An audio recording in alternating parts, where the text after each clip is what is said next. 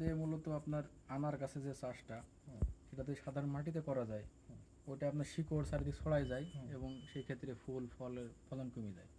আর যদি আপনার ড্রামে করা যায় সেক্ষেত্রে দেখা যাচ্ছে খাবারটা ওরা আমি দিলে পারে দেখা যাচ্ছে লিমিটেড জায়গার ভিতরে খাবারটা পরিপুষ্টভাবে পায় এবং দেখা যাচ্ছে শিকড়গুলো চারদিকে ছড়াইতে পারে না এবং ফল ফুল খুব দ্রুত আসে। গাছেরও কি কোনো বুদ্ধি আছে, ব্রেন আছে, ওরা কি আলাদাভাবে বুঝতে পারে? এটা আমাদের থাকতে পারে অবশ্য। এখন আপনার দেখা আছে গরমকালের কারণে খাবারটা অনেক কম, কিন্তু যখন শীতকাল হয় সেখানে পরিপূর্ণ আপনার লাল হবে। আমরা এটা এবার খাওয়া শুরু করি। তারপরে ফলের এখন যেহেতু বয়স হয়নি, এখন 15-20 দিন রাখলে পারে আপনার আর একটু পরিপুষ্ট হবে, সেই ক্ষেত্রে দেখা যাচ্ছে একটু মিষ্টি লাগবে বেশি। বিচি কিরকম? ডালিমের মতন শক্ত? ডালিম হবে ডালিমের মতো। বিচি কি শক্ত লাগবে না? না, বিচি একদম নরমাল। আমি মানে বাইরে থেকে যেটা কিনি সেটার এটার কোনো পার্থক্য নাই।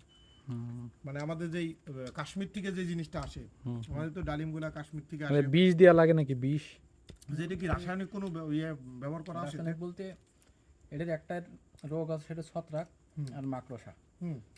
বৃষ্টির সময় ধরেন মাকড়সায় ছত্রাকে পোকা লাগায়। ক্যামেরা চালাও আর খাও।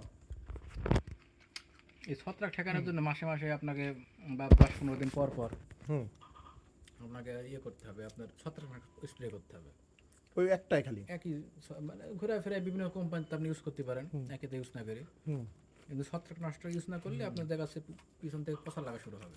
কেমন একদম সফট। আর টেস্টটা কোনো পার্থক্য আছে? যে আমরা যে কিনে খাই 600 টাকা করে, সেম ওটার সাথে কোনো পার্থক্য? বরঞ্চ সেটা তো মনে করেন যে আসে কয়েকদিন পরে, এই রসটা এত থাকে না। আর এটা টাটকা গাছ থেকে পাই, রসটা অনেক বেশি। অর্ডিনারি আমি এই রসটা বেশি মনে হচ্ছে আমার কাছে। আর কি কোনো জাতের খাওয়া?